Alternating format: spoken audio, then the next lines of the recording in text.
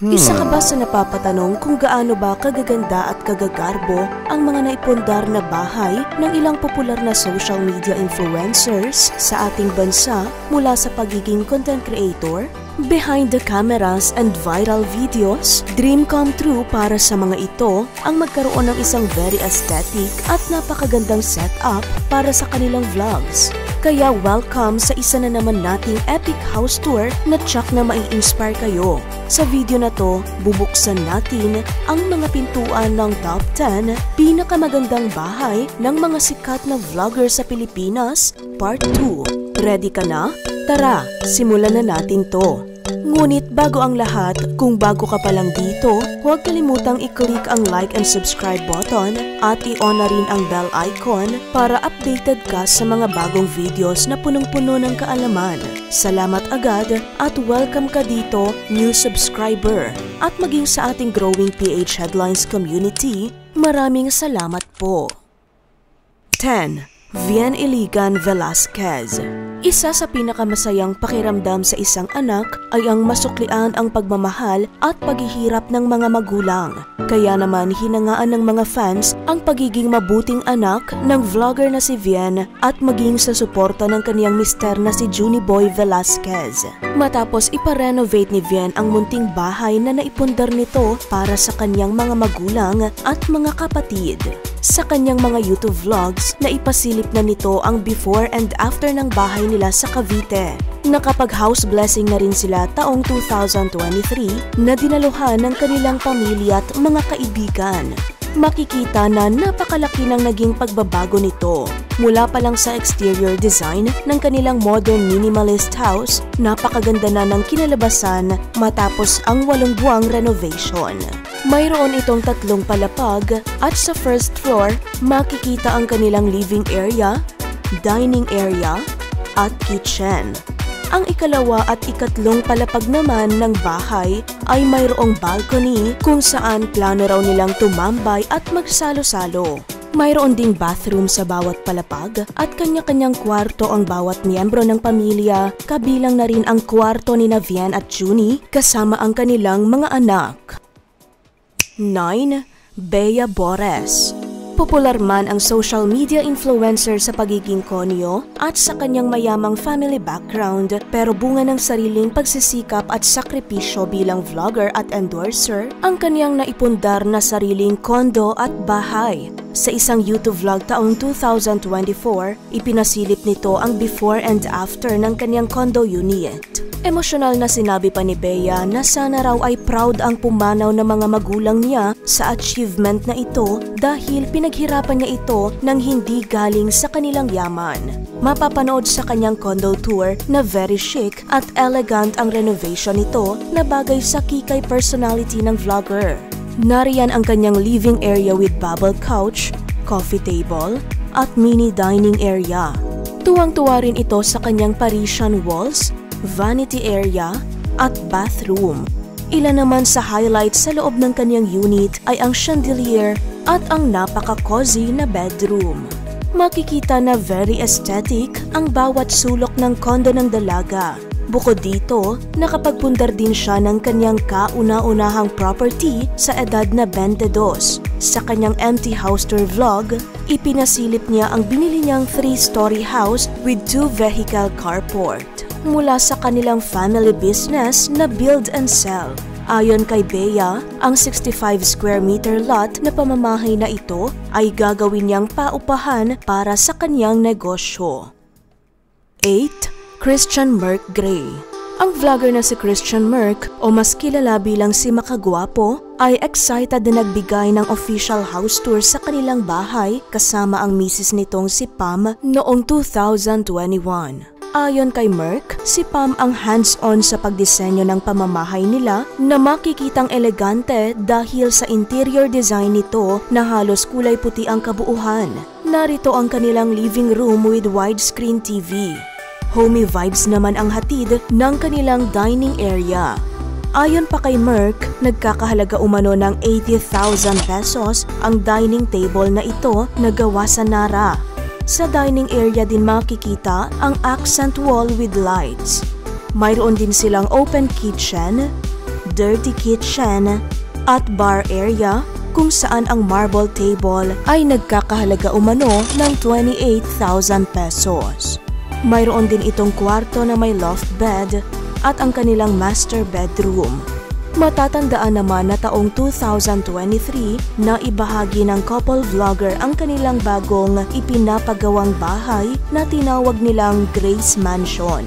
Ipinasilip na rin nila ang interior perspective na may 7 rooms, 3-car garage na may basement, swimming pool, maid's room, gym, living room, at iba pa. Base naman sa ibinigay na price range ng mismong gagawa sa kanilang dream house, posible raw na umabot ito sa tumataginting na 60 million pesos. 7. Vicky Bello.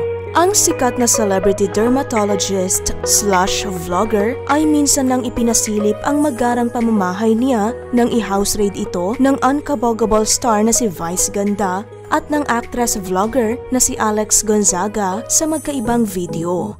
Ayon sa vlog, dalawa ang bahay nito na parehong matatagpuan sa isa sa pinakamahal at pinakasosyal na private subdivisions sa Makati City. Pero sabi ni Vicky, ang bahay nilang ito na tinitirahan for more than 15 years ay ang tinatawag nilang stage house gaya raw sa mga Kardashians dahil overexposed na raw ito sa publiko. Kaya naman nang magkaroon sila ng bagong bahay, pribado at wala nang nakakaalam nito. Ang property na ito ay nakatayo sa 2,000 square meter lot. Ipinaliwanag din ni Vicky na base sa patakaran sa kanilang village ay 40% lang ang dapat i-occupy sa property para sa bahay at the rest ay ang kanilang open space, garahe at malawak na garden. Sa unang palapag, matatagpuan ang kanilang spacious living area, dining room na mala VIP restaurant, bathrooms na may wall-mounted toilet na parang nakalutang lang ito, at ang kanilang kitchen area kung saan may isang refrigerator na punong-puno ng iba't ibang klase ng chocolates na ikinamangha naman ni Alex. May sarili rin silang gym, walk-in closet na puno ng mga shoe collection at mamahaling damit ni Dr. Vicky. Mayroon silang 4 na kwarto rito, kabilang ang master bedroom at sariling kwarto ng anak nila ni Hayden ko na si Scarlett. 6. Jason Luzadas. Ang popular na vlogger, entrepreneur at owner ng Pinoy Pawn Stars na si Jason Luzadas o mas kilala bilang si Boss Toyo ay nagmamay-ari rin ng isang property sa Lakeview House sa Tagaytay City. Ayon kay Boss Toyo, pinaparentahan niya ito para sa mga gustong mag-staycation sa malamig na lugar na may nakakamanghang view. Pagpasok pa lang sa property, mararamdaman na ang elegant vibes. Open area naman ang kanilang living area, 2 dining area, at kitchen. Malawak din ang guest room nito with bathroom, maging ang master bedroom. Mayroon din itong balcony na may relaxing view ng kalikasan. Pag-akyat naman sa attic room, mayroon itong napaka-cozy at aesthetic space kung saan may 2 single bed at may sarili ring balcony para sa overlooking ng buong Lakeview House. Maliban dito, ilan pa sa pwedeng tambayan ay ang malawak na outdoor area na may mga table and chairs at ang swimming pool.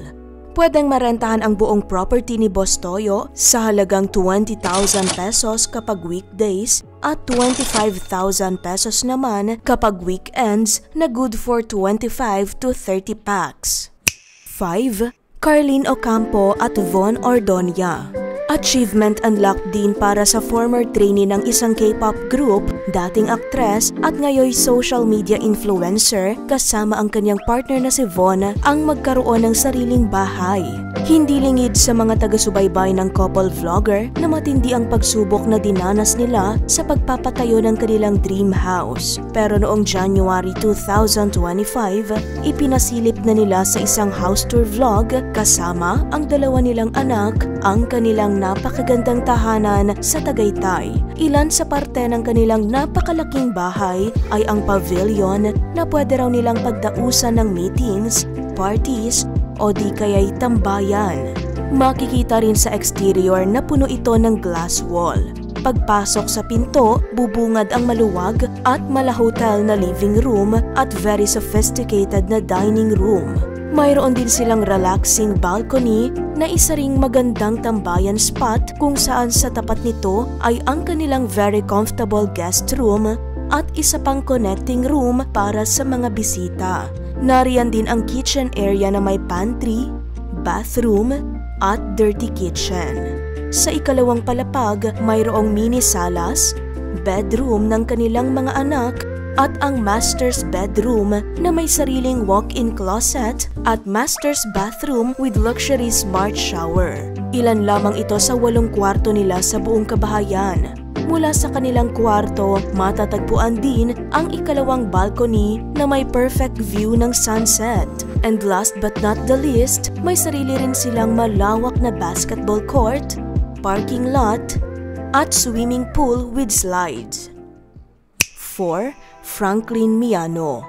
Marami ring netizen ang napawaw sa magarbong bahay ng self-made entrepreneur, CEO ng 10 businesses sa bansa at multimillionaire vlogger na si Franklin na matatandaang nakalikom ng 5 million pesos sa murang edad na 15. Kilala man ito bilang coach kung paano magtagumpay lalo na sa field ng business, pero hindi maikakaila na kahanga-hanga ang determinasyon niya para makaahon mula sa mahirap na sitwasyon noong nangungupahan pa lang siya hanggang sa makapagpatayo ng sariling dream house at the age of 23. Sa kanyang Facebook post noong August 2024, proud na ipinakita niya ang before and after ng kanyang bahay kung saan bukod sa 2-story house na ito, ipinarenovate niya pa ito para sa expansion ng mas malawak niyang tahanan.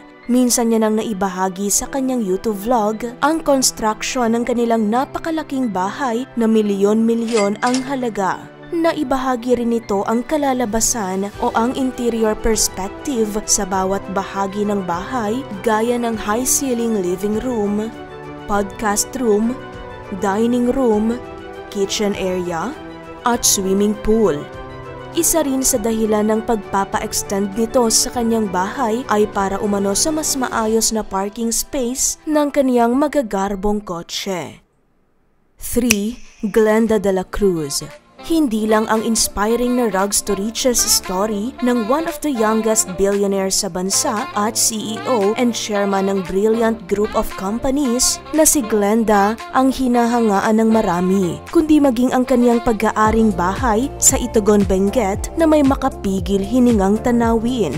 Mula raw sa katas ng kanyang pag-online selling ng mga ibinebenta nitong beauty products ang ipinangpundar niya ng magarbong bahay na ito. Sa YouTube vlog ni Karen Davila, personal nila itong binisita sakay ang shopper. Ang napakalaki at very cozy log cabin na ito ay may sukat na 500 square meters na matatagpuan sa exclusive na Alphaland Baguio Mountain Lodges. Ito ay tinatawag na The Billionaire's Village kung saan fully paid in cash itong nabili ni Glenda at fully furnished with furnitures niyang nakuha ang buong kabahayan na inalok lang sa kanya noon ng isang COO na naging interesado sa kanyang life story. Mapapanood sa nasabing house tour vlog na namangha si Karen sa log cabin na ito dahil bukod sa napaka-homey, para rin daw nasa ibang bansa ang vibes nito. Ang napakagandang rest house ni Glenda ay mayroong malawak na living room with fireplace, spacious dining area, entertainment room, kitchen area na may kumpletong appliances with kitchen island at cabinets. Mayroon din itong 6 na bedrooms kung saan ang master bedroom ay may sariling sauna na perfect para sa malamig na klima sa lugar. Konektado rin ito sa malawak na balcony na may outdoor furnitures with stunning mountain view. Ayon kay Glenda, nabili niya ito sa tumataginting na halagang 86 million pesos. 2. Tim Kramer. Isa na marahil sa nagtrend online na may mala paradise at pinakamagandang bahay ng mga sikat na vloggers ay ang pamilya nina Cheska Garcia at Doug Kramer o ang Team Kramer. Maraming manonood ang nahuhumaling sa pamilyang ito dahil sa mga bibo at magaganda't guwapong mga anak nila na sina Kendra, Scarlett at Gavin. Basically, nasubaybayan na rin ng publiko ang paglaki nila, kaya maging sa pagpapagawa at paglipat nila sa kanilang massive mountaintop house na may breathtaking view ng syudad ay talagang umingay sa social media. Sa exterior pa lang ng kanilang 4-story modern rustic house, mararamdaman na ang homey vibes dahil sa glass at wood panels. Pagpasok pa lang, mapapansin agad ang high ceiling at mga naggagandahang chandeliers. Pumapasok naman ang natural light sa loob ng bahay sa tulong ng naglalakihang glass windows. At dahil malawak ang kanilang living area, mayroon silang 2 sofa set. Mamamangha ka rin sa lawak ng kanilang dining at kitchen area dahil kaya nitong mag-accommodate ng hanggang 30 guests. Nag-install din sila ng walk-in pantry na may wine rack sa loob at coffee station. Bukod pa rito ang kanilang dirty kitchen. Malalawak din ang kwarto ng kanilang mga anak na may sariling walk-in closets at private bathrooms with jacuzzi bathtub. May sarili namang floor ang mag-asawa na tinawag nilang the master floor. Matatagpuan dito ang kanilang master suite na may emperor-size bed, baby room, walk-in closet, private balcony area, at ang his and hers toilets sa kanilang master bathroom. Hindi rin pahuhuli ang sosyal na pamumuhay ng kanilang mga kasambahay dahil may sarili rin silang private area kung saan kasama rito ang 4 na bedrooms at common lounge. Ang kanilang dream house sa Antipolo City ay may mga luxurious amenities gaya ng glass elevator, playground, classroom, personal office, home cinema, gym, barbecue area, garden area, at marami pang iba. Self-sustaining din ang bahay na ito dahil nag-install sila ng solar panels sa bubong at water filtration system. Bukod dito, mayroon din silang man cave na nagsisilbing hideout ng pamilya kapag gusto nilang mag-bonding. Mayroon ditong sofa, pool table, drum set, collectible action figures at malaking flat-screen TV set. Isa naman sa paboritong spot ng buong pamilya ay ang kanilang lanay area dahil sa grand view ng infinity pool. Dito nga ang spot ng kanilang naggagandahan at aesthetic IG photos. 1. Mark Jason Warnakulahewa.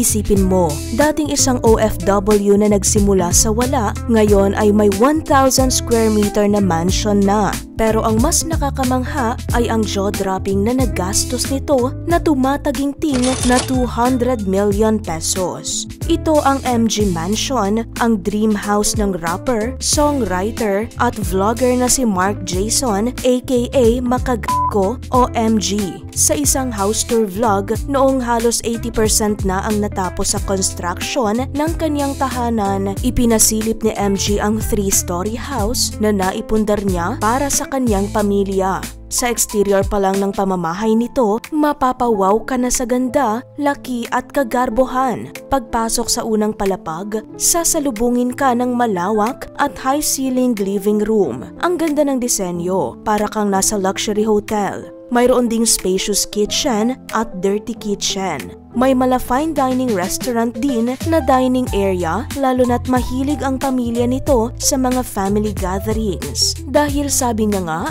family first. Matatagpuan din sa first floor ang laundry area at gym. Isa pa sa highlights ng mansion ay ang malapalasyong hagdanan sa haba. Sa ikalawang palapag naman ay may family room, studio ni MG para sa kanyang mga content at paglikha ng kanta, at syempre ang maluluwag na bedrooms ng kaniyang mga anak. Hindi mawawala ang master's bedroom, very spacious na may walk-in closet, luxury bathroom, at para sa ultimate relaxation, may sarili ring sauna sa kwarto ni na MG na ipinatayo niya para raw sa kanyang misis. Sa third floor, makikita naman ang kanilang malawak na space para sa entertainment area. Matatagpuan dito ang pool table, bar at arcade. Sa labas naman ng mansion ay mayroong 100 square meter garage at driver's room. Ilan pa sa nakakamanghang detalye sa MG Mansion ay ang isang sliding window na nagkakahalaga umano sa 5 million pesos. Ayon pa kay MG, gumastos naman siya ng worth 3 million pesos para sa air condition ng buong bahay. At sa lupa pa lang na tinatayuan ng kanilang bahay, binili niya raw ito sa halagang 32,000 pesos per square meter. Grabe no? Ang galing lang isipin na behind every successful vlogger, may bahay na nagiging silent witness sa lahat ng hard work at pangarap nila. Kaya naman nakaka-inspire talaga. Para sa'yo, alin sa mga bahay na to ang pinaka nagustuhan mo? Comment down below at sabihin sa amin kung kaninong bahay sa mga nabanggit ang ideal house mo. I-komento mo na rin ang opinion mo tungkol sa topic na ito at kung may karagdagan kang impormasyon o kaya naman ay may nais kang isuggest na topic. Kung nagustuhan mo ang ganitong klase ng video, huwag kalimutang i-like upang magsilbing signal sa amin na gumawa pa ng mga ganitong video. Kung gusto mo pang matuto ng ganitong informative content, make sure na nakasubscribe ka na sa channel na to. Dahil who knows, baka sa next house tour, bahay mo na ang pinag-uusapan natin. I-click na rin ang bell icon dahil ito ang pinaka-the best way para masuportahan ang ating munting channel. At dyan na muna nagtatapos ang ating video. Hanggang sa susunod nating talakayan. Stay informed at stay curious. Salamat sa panonood ka PH Headlines.